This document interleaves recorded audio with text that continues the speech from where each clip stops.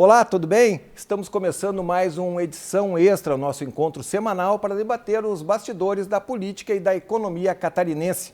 No programa de hoje vamos tratar de um assunto que pautou a reta final dos trabalhos legislativos antes do recesso de julho, que foi a política de revisão dos benefícios fiscais do governo Carlos Moisés. Lá em julho parecia que estava tudo acertado, depois de intensas negociações entre o governo, deputados e as lideranças empresariais. Ficou definido que os setores que ficaram de fora dos projetos de leis aprovados aqui na Assembleia Legislativa seriam revisados pelo governo, que acabou não acontecendo.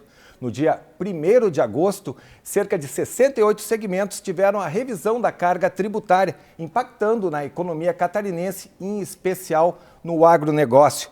Para debater esse tema, estão conosco os jornalistas Fábio Gadotti, colunista do jornal Notícias do Dia do Grupo RIC. Fábio, prazer te conhecer, obrigado pela tua presença aqui. Obrigado pelo convite.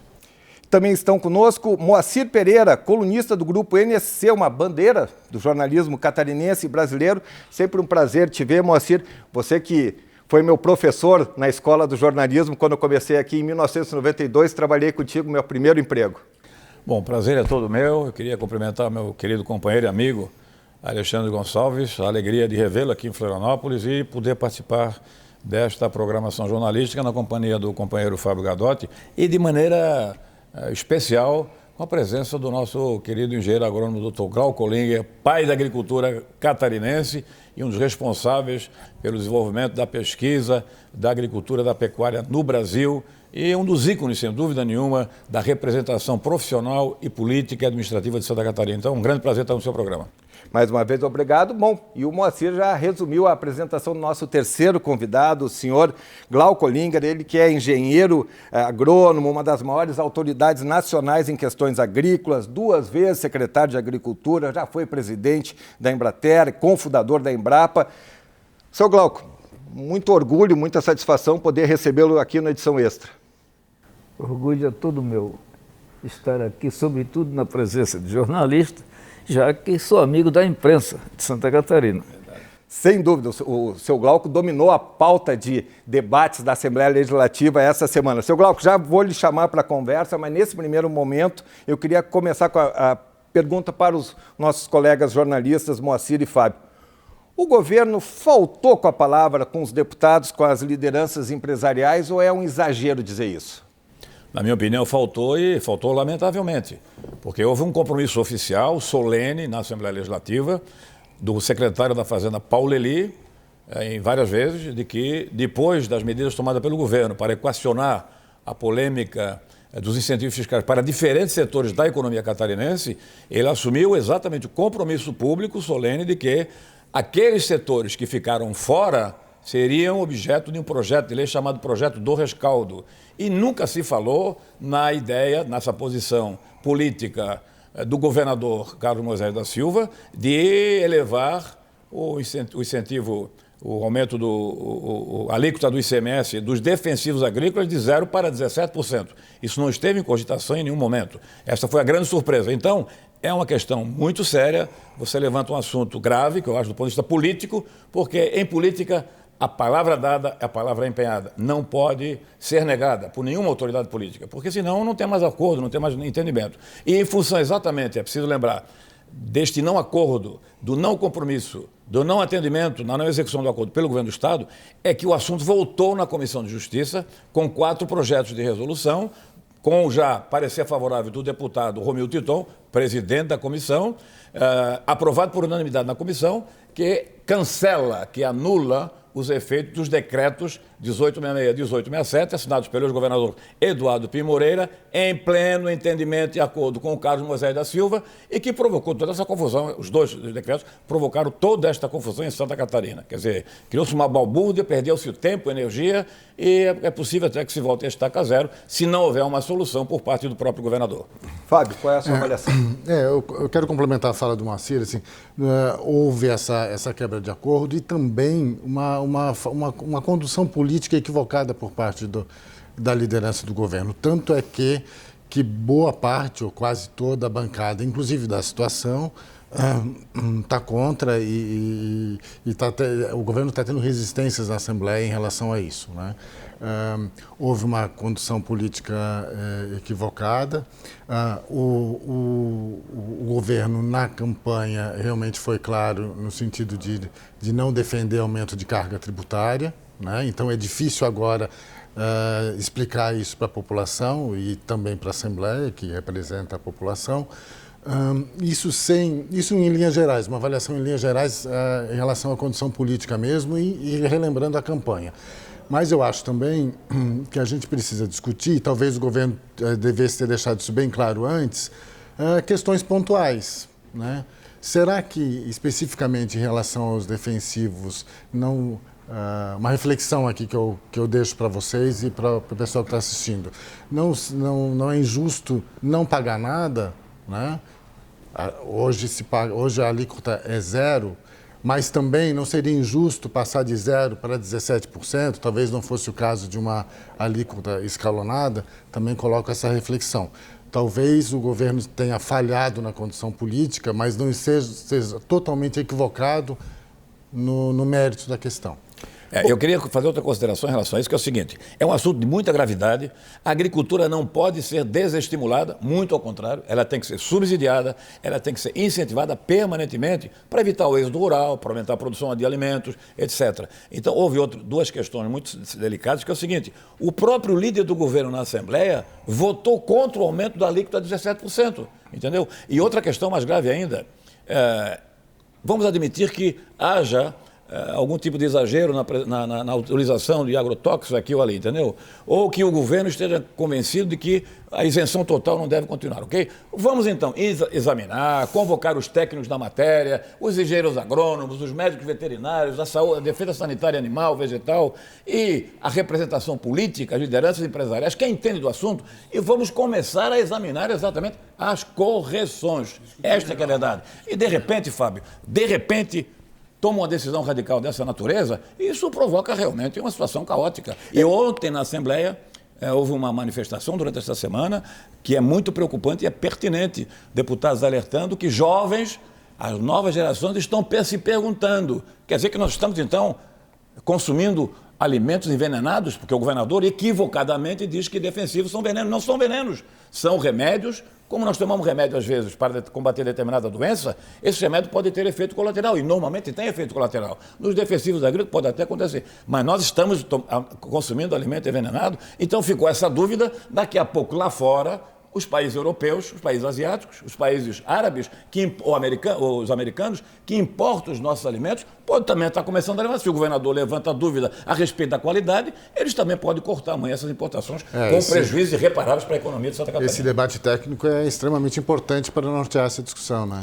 Daqui a pouco eu vou chamar o seu Glauco, mas aí vocês trouxeram várias situações que a gente vai tentar esmiuçar no decorrer do programa, mas eu quero fazer uma provocação e daí já chamo depois o seu Glauco. O debate é econômico ou conceitual? Porque a posição do governador, inclusive, é externada na Folha de São Paulo para a política nacional, ele foi na jugular dos agrotóxicos. Parece muito mais uma posição ideológica, inclusive uma posição ideológica muito ligada a partidos e segmentos de esquerda. Então eu faço essa provocação. Nós estamos falando de economia ou de conceito, de ideologia? Acho que das duas coisas. Porque é certo que a FEComércio mesmo pontua que há uma carga tributária elevadíssima, 35%, e que dificulta a competitividade. É um dado importante que tem que ser considerado, né? Por outro lado, o setor de agronegócio diz que essa decisão do governo menospreza o agronegócio. O outro ponto que eu acho que tem que ser também debatido. E a questão técnica que o Moacir pontuou, até que ponto o defensivo agrícola é fundamental, né, para a lavoura, enfim, para o setor, e até que ponto passa do limite. Então, acho que são essas três coisas, acho que estão no cerne da questão. É complexo, né? A discussão é complexa. Do ponto de vista técnico, eu gostaria de saber do governador Carlos Moisés da Silva, ele deve essa resposta ao povo catarinense. Quais foram as autoridades que ele ouviu para emitir uma convicção pessoal de que defensivo é veneno? Essa é a primeira pergunta. Segundo, a SIDASC, os técnicos da SIDASC tem uma equipe maravilhosa, Santa Catarina, modelo para o Brasil, EPAGRIDEM. Os técnicos da SIDASC, a diretoria da SIDASC concorda com essa posição de que nós estamos usando defensivos? E a questão mais importante ainda, que é exatamente a questão econômica. Eu, particularmente, estou convencido. O problema do governo, porque essa foi a decisão da Secretaria da Fazenda, foi aumentar a arrecadação do ICMS, implicando exatamente, impingindo 17% em cima dos defensivos agrícolas. Seu Glauco, vamos lá. Os defensivos agrícolas, os agrotóxicos, eles fazem mal para o ser humano, fazem mal para as pessoas, fazem mal para o meio ambiente, como se o governo está tentando vender? O que nós temos observado ultimamente nos debates e nas publicações a respeito dessa questão defensivos, agrotóxicos, venenos, o que nós temos observado é uma profundíssima falta de conhecimento sobre o assunto, conhecimento científico sobre o assunto.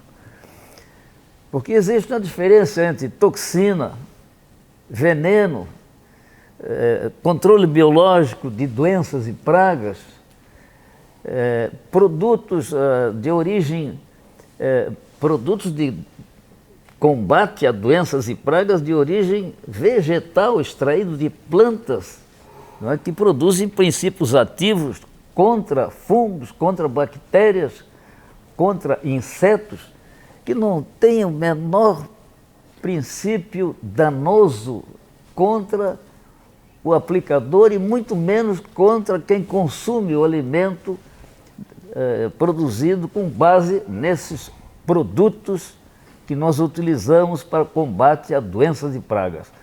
Eu, como engenheiro agrônomo, eu não gosto dessa expressão agrotóxico, pesticida.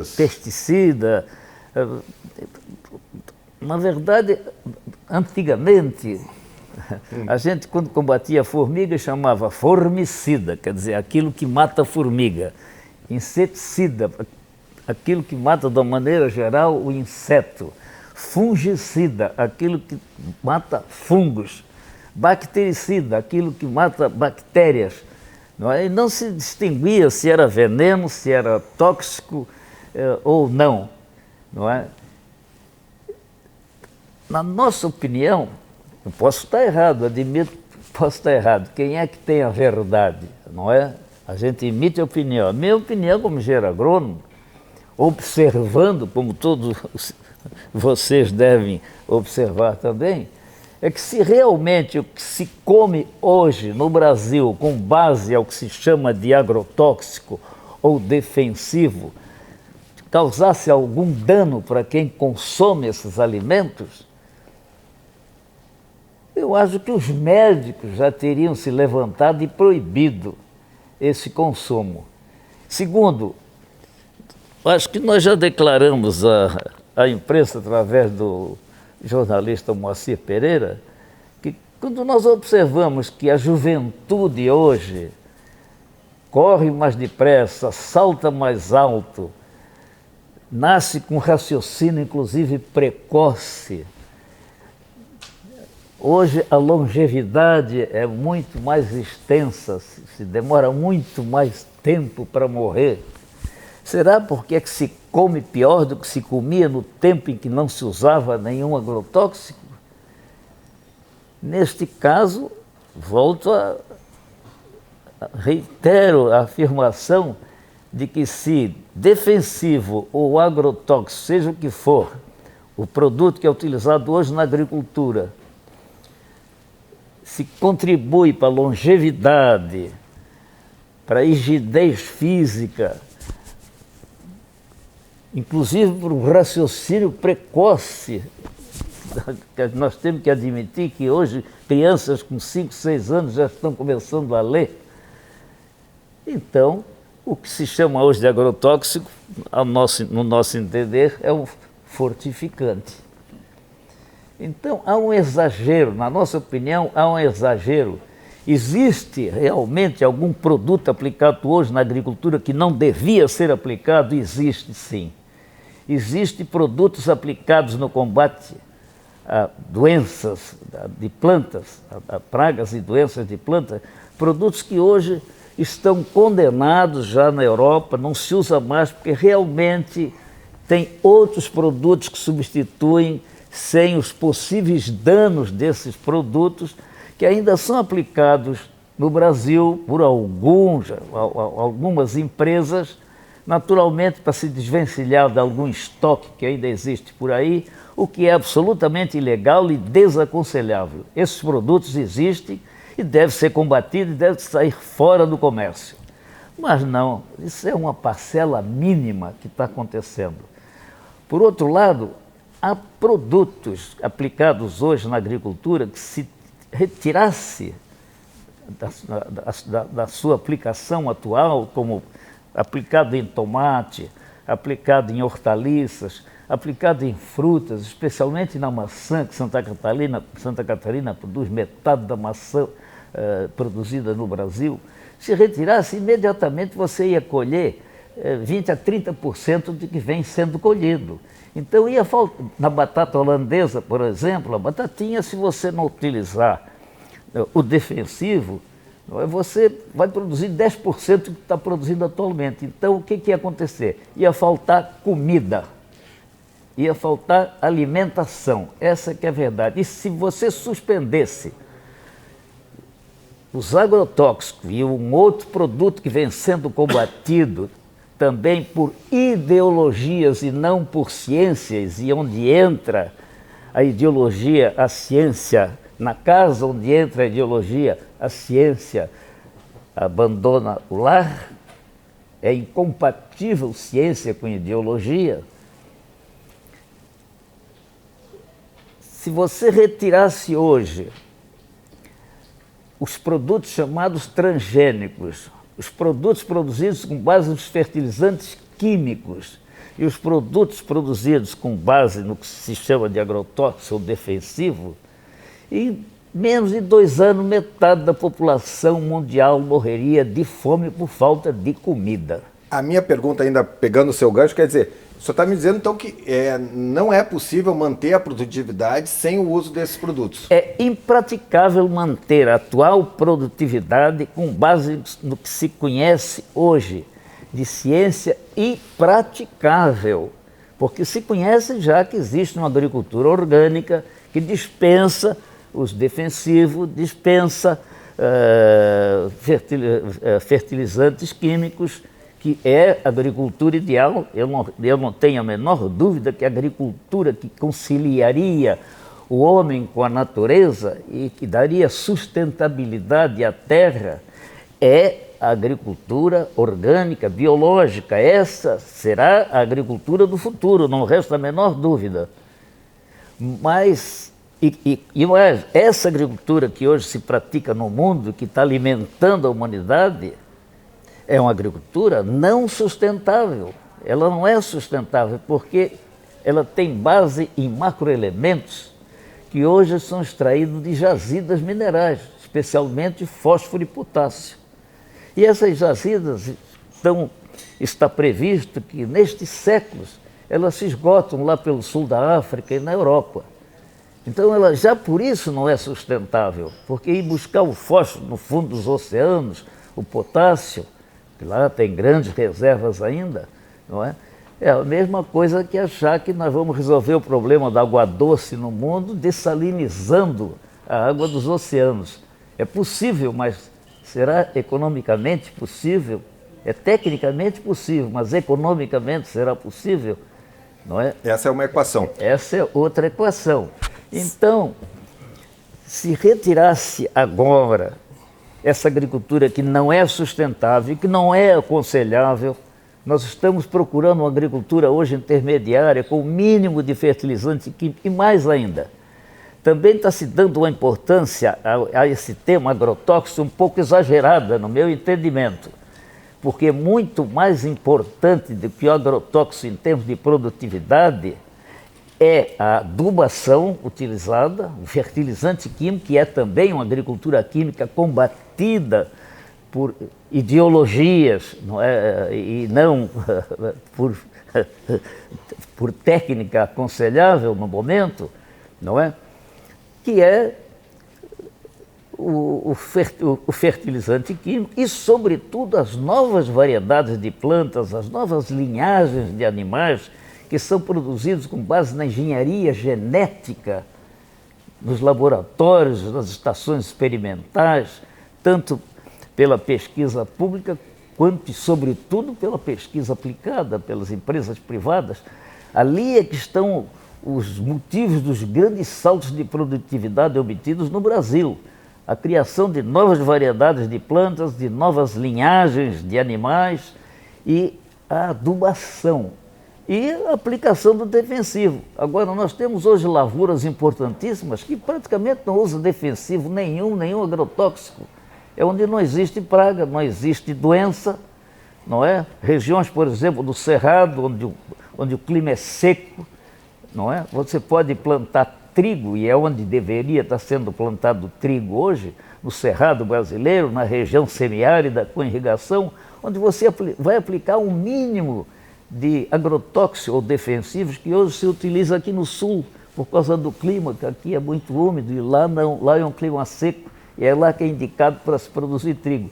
Quer dizer, há soluções que vão reduzir drasticamente o emprego de agrotóxicos ou defensivos na agricultura, mas nós continuamos dependentes do fósforo, do potássio e do nitrogênio, que são macroelementos, e aí sim, aí estão os grandes motivadores dos aumentos de produtividade. Seu Glauco, vamos fazer uma breve interrupção. No próximo bloco a gente volta com o seu Glauco, com os jornalistas convidados. Esse é o Edição Extra, vamos a um breve intervalo, já voltamos.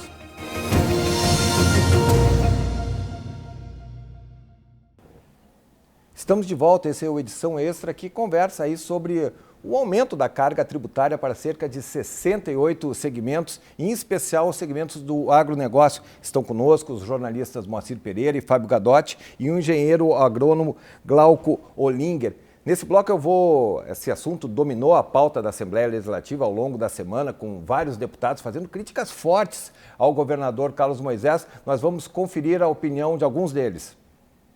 São 4 PCAs, projetos que sustam os atos do Executivo com relação ao ICMS, né? Tem um da bancada do PSD, um da nossa bancada e de outros 2 deputados que englobam praticamente todos os produtos afetados por essa intransigência, essa medida do governo que não conversou com ninguém. Coincidentemente, o CONFAS também estendeu até 31 de dezembro, ou seja, dando mais tempo aos estados para se adequarem, e a gente espera que o governo do estado mude a sua postura e converse com a sociedade. Outra coisa, algumas modificações vão contra o que foi falado na campanha eleitoral, aumento de imposto. A sociedade não admite isso. A partir do dia 1º de agosto, o ICMS de agrotóxicos e fertilizantes passou de 0 para 17. O Estado está cobrando isso, está entrando esse dinheiro. Nós agora aprovamos o fim deste decreto. Quando sancionado pelo governador, não vai existir mais. Esse dinheiro que entrou, para onde vai? Será devolvido para quem comprou? Vai entrar aonde? Qual é a rubrica disso daí? Então, esses percalços que existem, quando tem um governo que não cumpre contratos, que faz abruptamente as coisas sem a conversa com os setores produtivos, que é muito prejudicial ao nosso Estado. Nós temos que lembrar que incentivos fiscais não é para a empresa se manter. Incentivos fiscais em Santa Catarina é para dar aos produtos catarinenses competitividade com o comércio, tanto regional, como principalmente na exportação. Então, é um risco muito grande que nós corremos de uma quebradeira geral por conta dessa movimentação abrupta do governo. Nós temos aqui 40 deputados, nós temos uma visão, nós estamos escutando o setor produtivo, cada segmento, e a gente tem que entender que algo tem que ser cortado, mas também tem que entender que algo tem que ter equiparação aos outros estados. Então nós não podemos nós mesmos prejudicar a nossa agricultura, a nossa geração de renda, os nossos negócios dentro do estado. Então é lógico que nós entendemos que o governo, eu quero acreditar que o governo vai ser sensível de estar nos ouvindo também, porque nós não vamos lá para falar com o governo para gerar benefício para a população no todo, que nós queremos ser bonzinho. Não. Nós sabemos que nós temos a responsabilidade de manter um Estado vivo. Para manter um Estado vivo, o Estado, o governo, ele vive da arrecadação. Mas nós temos que entender que nós não podemos matar a fonte geradora da arrecadação, que é isso que vai acontecer com certeza, né? Não em todos os segmentos, mas esse do agrotóxico, o Brasil inteiro é diferente. Nós vamos querer ser diferente do Brasil inteiro, eu acredito que nós vamos dar um tiro no pé. Pois é, esse foi um assunto que realmente pautou a Assembleia Legislativa, os deputados muito se sentindo traídos, nem a própria bancada do governo se posicionando favorável à posição do governador Carlos Moisés.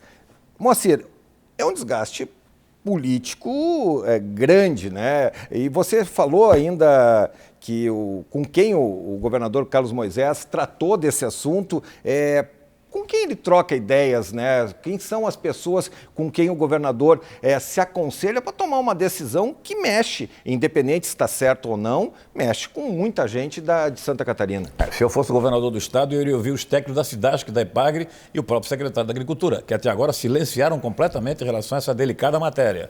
Então, eles que têm convicção pessoal. Eu estabeleço as minhas convicções pessoais a partir de estudos a respeito deste ou daquele tema, deste ou daquele assunto. Eu não tenho missão social porque é minha opinião pessoal, entendeu? Tem que ser fundamentada. Então ele está devendo isso aí. Além disso, esta semana ainda, ele reuniu cerca de 25 deputados na Casa da Agronômica para um jantar e lá 4 vezes, pelas informações que eu tenho, ele anunciou que vai ouvir agora as lideranças do setor agrícola de Santa Catarina e da área produtiva do nosso estado. Objetivamente, em relação à sua pergunta, eu não tenho uma resposta objetiva em quem que ele se louvou para ter essa convicção. Por quê? Porque desde 28 de outubro, vou dar informação em primeira mão para todo mundo aí, eu nunca fiz essa revelação, desde o dia 28 de outubro, por mais misterioso que possa parecer, por mais incrível que possa parecer, eu e vários colegas jornalistas, políticos, de geral, não tivemos contato com o governador. Entendeu? Quer dizer, eu tentei ligar mais de 10 vezes, não atendeu, a assessoria não atende, a busca de informação não atende, então ele se bloqueou, ele se isolou, por razões que eu também não quero examinar, a decisão dele, respeito, então não procuro mais também. Então eu não tenho fontes dentro do Palácio do Governo, entendeu? Para levar aos meus leitores, aos meus ouvintes, aos meus telespectadores, internautas, o que está acontecendo de interesse da população catarinense, porque o governador, não sei por que razão, uma coisa misteriosa, eu e outros colegas, que todos os meus colegas também se queixam em relação a esta blindagem, a esta falta de canal de comunicação com o governador de Santa Catarina. Então, objetivamente, não sei qual é a resposta em que ele se baseou para tomar essa posição. Dizem que ele está muito sensível aos partidos de esquerda, que está procurando agradar ao PSOL, ao PSTU, entendeu? Ao MST.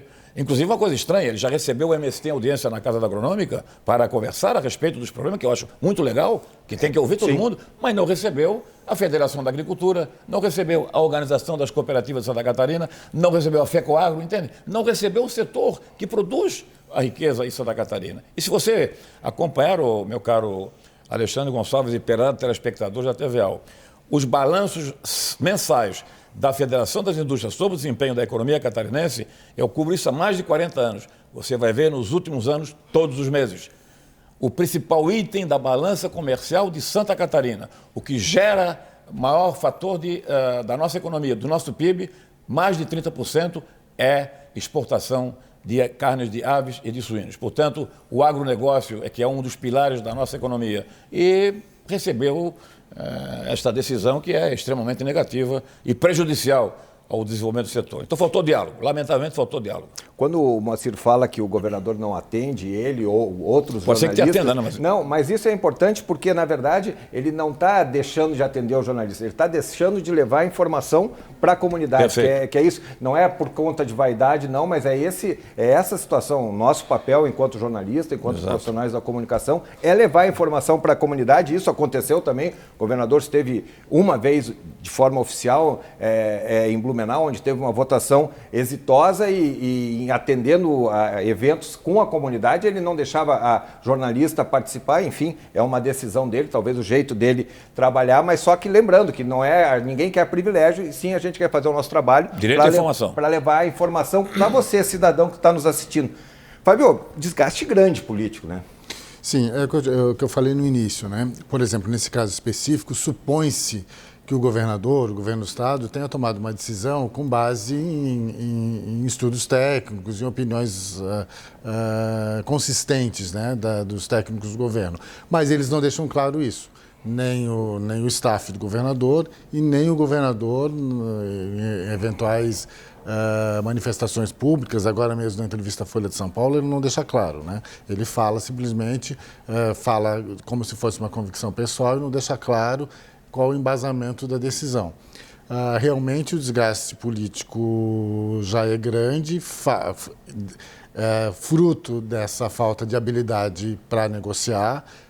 Não sei se é uma dificuldade de interlocução aqui na Assembleia, não sei se é na questão da liderança do governo, não sei se é uma dificuldade do centro administrativo, mas eu acho que é uma questão que o governo realmente precisa trabalhar.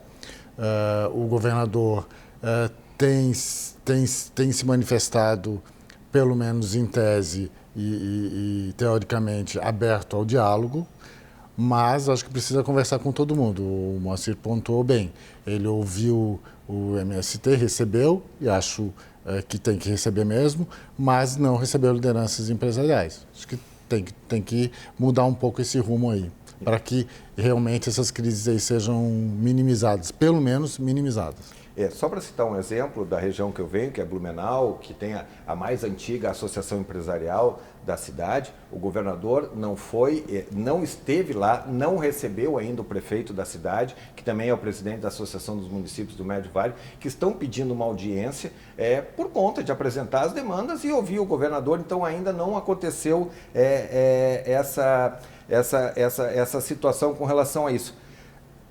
Eu queria também falar sobre a opinião pública, né? A imagem do governador, porque num primeiro momento, quando a gente fala para a opinião pública, talvez no consenso, mas eu estou proibindo, eu estou taxando o agrotóxico, eu estou o veneno, né? É mais ou menos essa imagem. Ele acaba tendo uma imagem positiva para quem não entende muito do assunto. O seu Glauco já deu uma aula para a gente, mas daquela coisa, não, mas poxa vida, o governador está preocupado com a nossa saúde, gera uma situação nessa. E o impacto está muito mais na questão política e nos setores que acabam sendo prejudicados da economia. Eu quero que vocês trabalhassem essa linha de raciocínio. Eu queria primeiro colocar o seguinte, há que se ressaltar que o governador Carlos Moisés, por tudo que se sabe até agora, desde a campanha até esses 8 meses quase de governo, ele é um homem que é de boas intenções, uma pessoa correta, sim, entendeu? Está preocupado com o nosso Estado, mas ele está falhando na articulação política, na condução política, entendeu? Então, eu acho que ele precisa reunir não apenas os assessores bajuladores, mas as pessoas que têm entendimento a respeito da gestão da coisa pública do governo de Santa Catarina, para ver se as coisas melhoram e ele, inclusive, não sofra esse tipo de desgaste, que eu não vi pesquisa, mas pelo que eu ouço nas redes sociais, pelo que eu ouço em Santa Catarina, de lideranças empresariais, políticas, ele hoje não tem mais a votação que teve no segundo da eleição governamental. Então isso é ruim para ele também e ruim para o Estado. Mas eu gostaria de aproveitar para até tentar dar um caráter didático nesse seu questionamento, ouvindo o doutor Glauco Olinga no seguinte. Doutor Glauco, eu tenho ouvido muito que o milho, todo mundo sabe, é fundamental para a criação de aves e suínos, ok? O milho. E Santa Catarina não produz o milho suficiente. Muito bem. O que dizem também para mim, inúmeras autoridades, é o seguinte. O milho, se não tiver defensiva agrícola, a lagarta come o milho. A lagarta devora o milho. Então eu queria saber do senhor o seguinte. É possível produzir milho hoje em larga escala, como se produz em Santa Catarina, para fornecimento, para a criação de aves e suínos, que são fundamentais para as nossas famílias, milhares e milhares de famílias de avicultores e suinocultores que dependem do milho, que dependem da ração. É possível produzir milho sem a utilização de defensivos agrícolas? Há várias doenças e pragas que atacam o milho. Algumas, por exemplo, a lagarta do capulho, não precisa de nenhum defensivo. Nós temos um bacilo thuringiensis, é um bacilo que nós inoculamos na semente do milho e quando a lagarta vai comer o milho, na época do pendoamento, ela resseca e morre. É um milho transgênico, chamado transgênico, e que é combatido ideologicamente, quando na realidade não há nenhum indicativo de que o milho consumido no mundo, que a maior parte hoje é transgênica, que a soja consumida no mundo, que mais de 95% é transgênica, não há nenhum indicativo que tenha já há décadas que vem sendo consumido, que cause algum dano, algum prejuízo para a saúde humana. No entanto, se combate sem saber por quê. É aquele negócio, ó Deus, permita que eu não fale daquilo que eu não entendo, né? Que eu não combata aquilo que eu não entendo. E é o que está acontecendo, combatem sem saber por que estão combatendo. Né? É o que está por trás. A ideologia. É um ato ideológico movido por determinados extremismos. É por isso que eu não gosto do extremismo, nem de direita, nem de esquerda. Então, no caso do milho, realmente, por exemplo, o Stylogusella maíz é um fungo que ataca o milho. Esse precisa de defensivo, senão você não colhe. Ele ataca a lavoura e você não colhe. Então, se suspender os defensivos no milho, você já pode saber, a priori, Moacir Pereira, de que vai diminuir drasticamente a produção de milho. E diminuindo a produção de milho e a produção de soja, que são os elementos básicos na composição de rações para a ave, para o suíno, você vai diminuir a produção de carne de aves, de carne de suíno, de ovos, ou seja, vai diminuir a produção de comida, de alimentos. Consequentemente, me responda, desculpa, Alexandre. Tá em casa. Consequentemente, hoje, indiscutivelmente, pelo menos para a minha geração, o preço da carne de frango, o preço da carne de porco, o preço de muitos alimentos está muito abaixo do que tinha há décadas atrás, em função da produção em larga escala, de acordo? Em função dos aumentos de produtividade, né, fruto das técnicas de produção empregadas no cultivo e que envolve, então, defensivo, agrotóxico, fertilizante químico, novas variedades de plantas, novos estilos de cultivo, por exemplo, de espaçamento, época de plantio. Nós só, no tempo que a Caresc iniciou os trabalhos em Santa Catarina, na extensão rural, só mudando o espaçamento de milho, que tradicionalmente vinha sendo utilizado pelo agricultor, houve um aumento de quase 20% da produção. Depois mudamos a época de plantio, depois apareceram as sementes híbridas. A semente híbrida dobrou, triplicou a produção. Na década de 40, nós produzíamos menos de 3 toneladas de milho por hectare. Hoje, quem produz menos de 8, 10 toneladas tem que sair fora da produção, porque passa a ser antieconômico. Não é? Então, são saltos de produtividade decorrentes de quê? De milho híbrido. A hibridação do milho já é fruto da engenharia genética, como eu estava comentando. Né? O Fábio quer falar, eu quero insistir com a questão da imagem para a opinião pública que está sendo vendida. Sim. Porque o Moacir falou que é uma questão econômica, é importante, né, esses recursos em tese, numa primeira avaliação, é importante esse recurso, mas então eu quero perguntar se o governo não tenta vender essa imagem de que faz mal para a saúde, que é ruim, para tentar conseguir um aumento de arrecadação. Lembrando que no consenso, numa primeira avaliação do cidadão comum, ele pode até achar, mas eu estou comendo veneno, meu governador está falando isso. Eu queria trabalhar um pouquinho nesse conceito aí. Eu acho que é um pouco nesse caminho, sim. O depoimento do Dr. Glauco, ele elucida essa questão, né? Sim. É muito difícil, a questão ideológica, o embate ideológico atrapalha essa discussão. Verdade. Ela só dificulta muito essa discussão, né? A esquerda, a direita e tal. A gente tem que travar uma discussão, na minha opinião, técnica. Faz mal ou não faz. E depois, econômica, a questão até que ponto a alíquota vai atrapalhar o setor produtivo, enfim, vai atrapalhar a sobrevivência ou não. Agora, a discussão ideológica, ela só dificulta e atrapalha essa questão. Completando, Fábio, se existe realmente esse componente ideológico na posição do governador, que até hoje, científica e tecnicamente, não foi explicada, não foi fundamentada, ele pode estar tendo uma estratégia política, no sentido de conquistar eleitores, conquistar segmentos da opinião pública à esquerda, que são favoráveis exatamente a orgânicos apenas, ou contra-defensivos, no sentido de viabilizar a sua reeleição em 2022. E lembrando que a nível nacional, essa discussão já foi forte no início agora do governo Bolsonaro, em função dos projetos que tramitam no Congresso. Que o governo Bolsonaro tem tomado posições bem diferentes do governo Carlos Moisés. Isso. Mas parece ser meio contraditório, porque a ideologia que levou Carlos Moisés e nós Jair podemos Bolsonaro fazer, ao poder nós podemos é fazer algumas hipóteses, hein? Uma hipótese, um desejo de aumentar a arrecadação do setor, não é, financeiro do governo, não é, e que está levando talvez o governador a esse posicionamento. Uma hipótese. A segunda hipótese, realmente sendo mal orientado por alguém, não é, que diz que o agrotóxico envenena. Né? Segunda hipótese. Agora, uma verdade, a nossa opinião, desculpa entrar no assunto, mas a nossa opinião,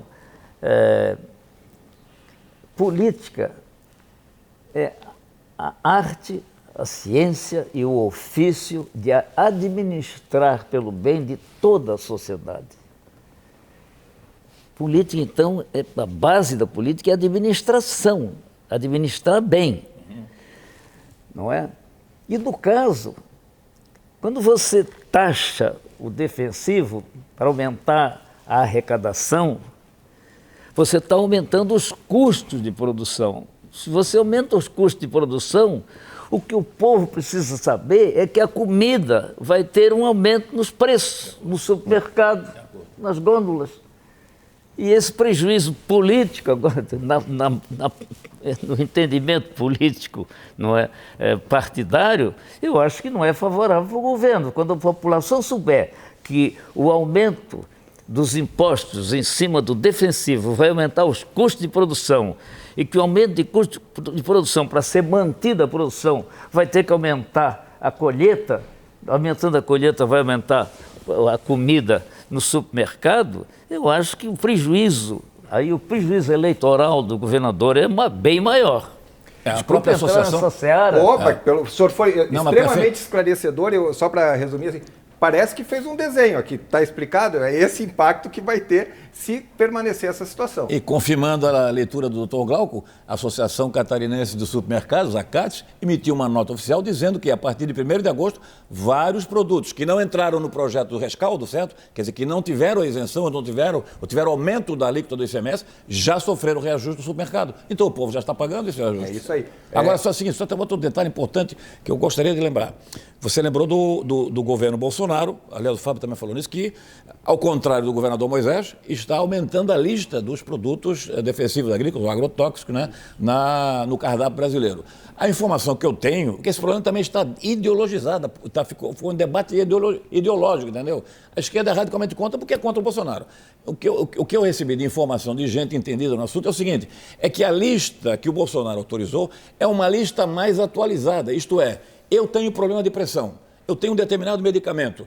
Os Estados Unidos, ou os cientistas franceses, europeus, asiáticos, descobriram um novo medicamento para combater a minha pressão elevada. O que vai acontecer? Eu vou mudar o medicamento. E a Anvisa já autorizou, compreendeu? Então, segundo os especialistas do Ministério da Agricultura e da Vigilância Sanitária, animal e vegetal, o que o Bolsonaro fez foi o quê? Atualizar a lista com devida avaliação, com análise de produtos que foram novos defensivos agrícolas, que são menos danosos à saúde e que podem melhorar a produtividade na produção de alimentos no Brasil. E aí a gente tem que fazer uma meia-culpa da cobertura midiática. Exato. Que privilegia a polêmica e acaba esquecendo de detalhar essas questões técnicas ou esmiuçar, e a população acaba não tendo informação. Perfeito, Fábio. Só para completar. Perfeito, Fábio. Seguinte, qual foi o Jornal de Santa Catarina? Qual foi o jornalista de Santa Catarina que foi ouvir os técnicos da SIDASC, os médicos veterinários, os especialistas em defensivos agrícolas, para saber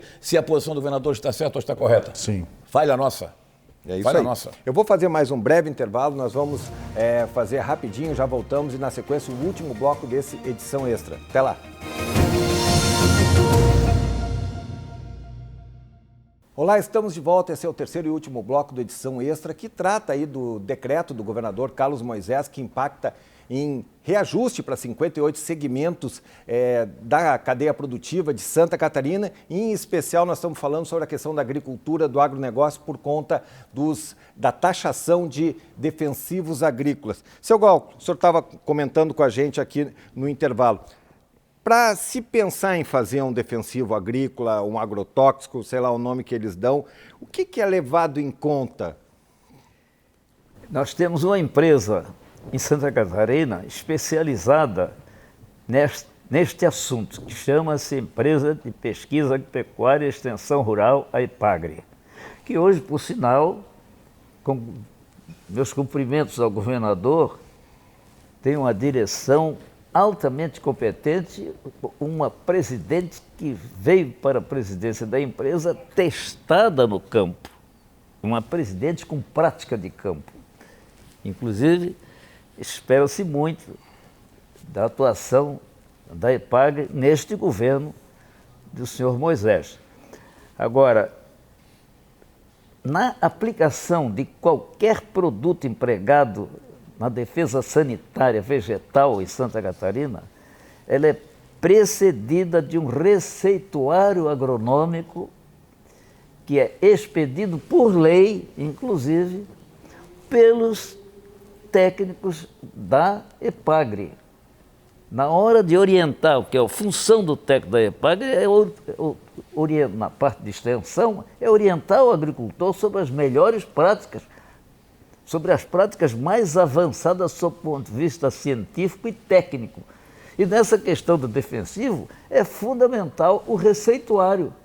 Quando o extensionista vai ao encontro do agricultor para orientar ele a usar um defensivo, eles pedem um receituário, que se chama receituário agronômico, e ali está a dosagem correta.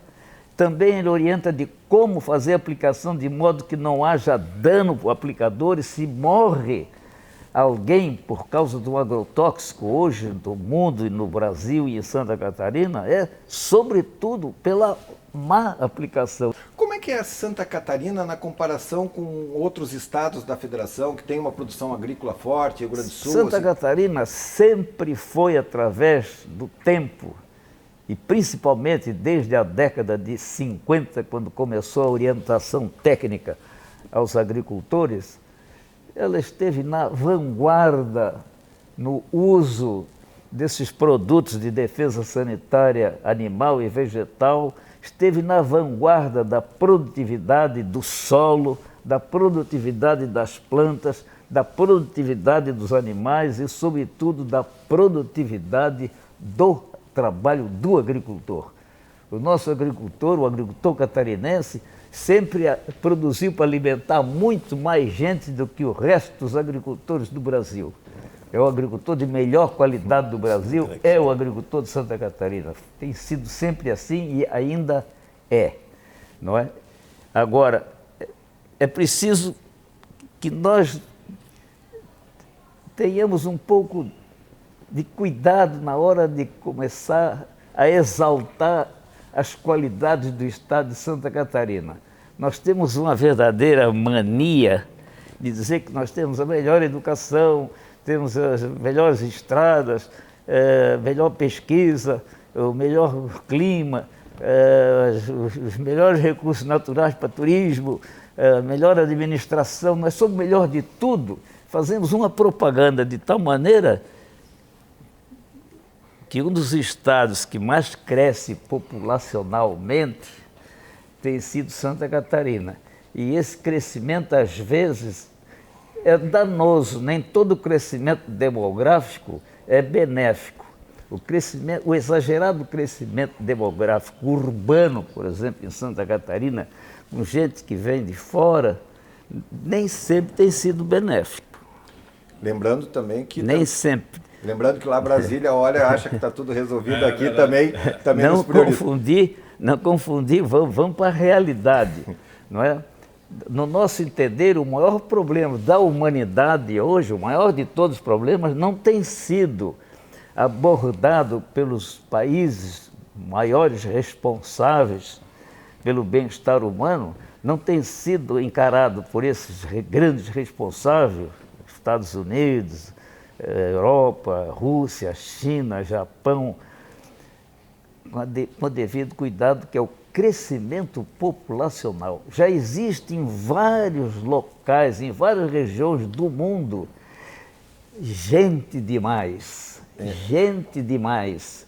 E gente demais por quê? Porque existe um índice chamado pegada ecológica, que diz que determinados recursos naturais só suportam determinado número de gente, de seres humanos.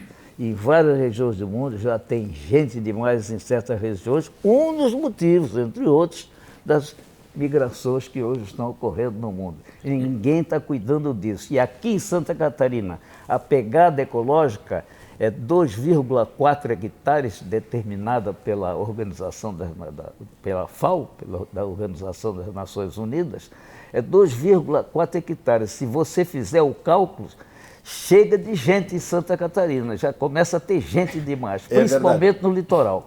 Vamos tentar, como a gente está no fechamento, eu quero voltar para a questão política e ir pensando o que vai acontecer a partir de agora.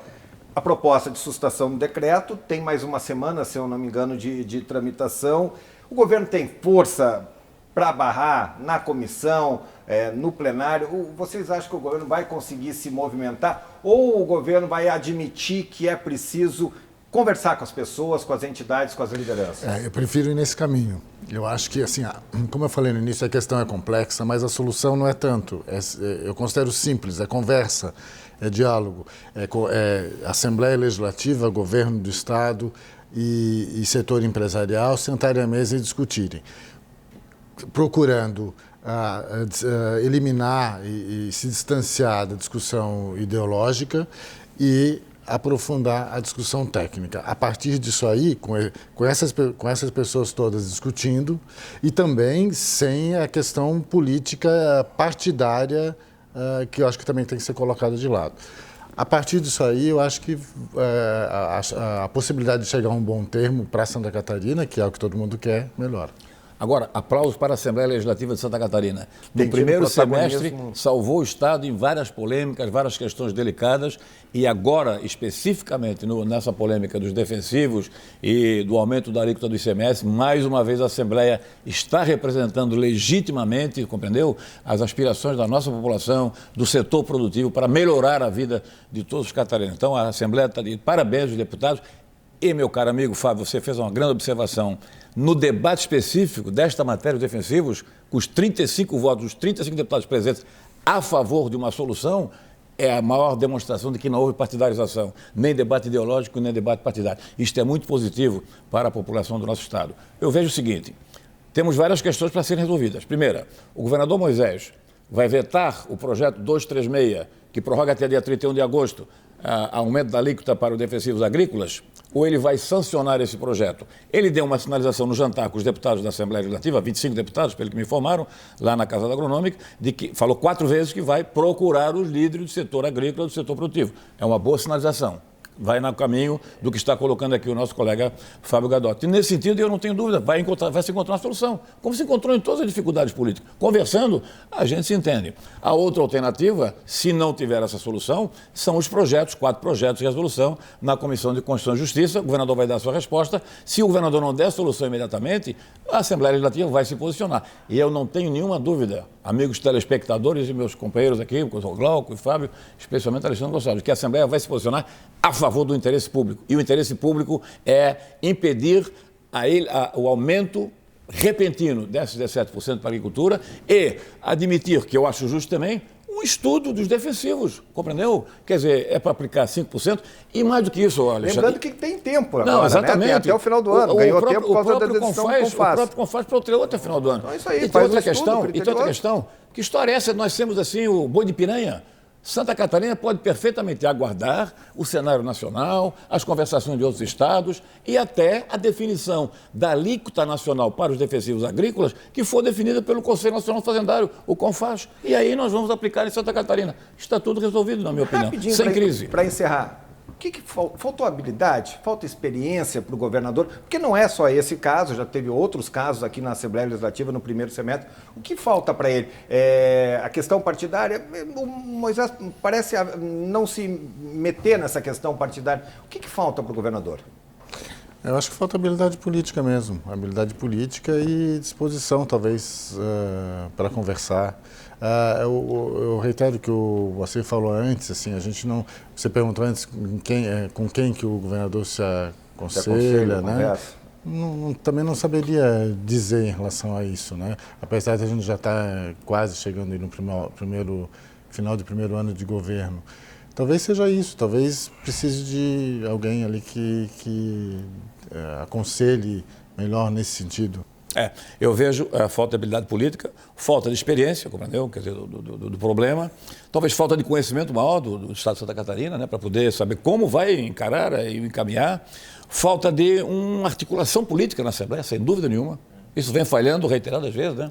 O próprio secretário político dele, que é o secretário da Casa Civil, Douglas Borba, mandou um áudio, foi veiculado aí amplamente, né, para o líder Maurício Scudillar, para que ele protelasse a votação do PL 236. O que aconteceu?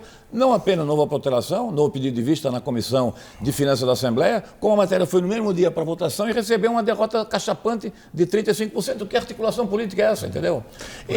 Só complementando, porque as falas do governador, e o Moacir também já falou isso, as falas do governador têm sido ponderadas. Exato. Ele diz que quer ouvir todos. Mas acaba não praticando. E é contra preconceitos, diz que não gosta também de extremismos, mas a prática política do governo às vezes não se coaduna com isso. É uma leitura de bastidores que eu não vou confirmar, vou apenas fazer a leitura aqui para até vocês darem a opinião também, que é o seguinte, que o governador ele tem formação militar.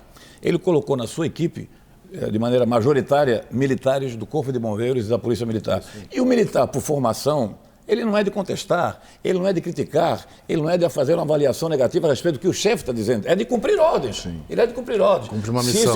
Cumprir missão. Se isso está acontecendo, uma das causas dessas crises políticas, né, na relação com a Assembleia e desses problemas que se criaram, está exatamente na falta de alguém ou de um grupo que, junto ao gabinete do governador, possa dizer, esta sua posição está equivocada, ou o senhor não pode se blindar tanto, não pode se isolar tanto, o senhor tem que ouvir mais este ou aquele segmento para resolver os problemas de Santa Catarina e administrar bem o Estado. Eu tenho que encerrar o programa, mas antes tenho que fazer uma pergunta. Seu Glauco, qual é a sua idade?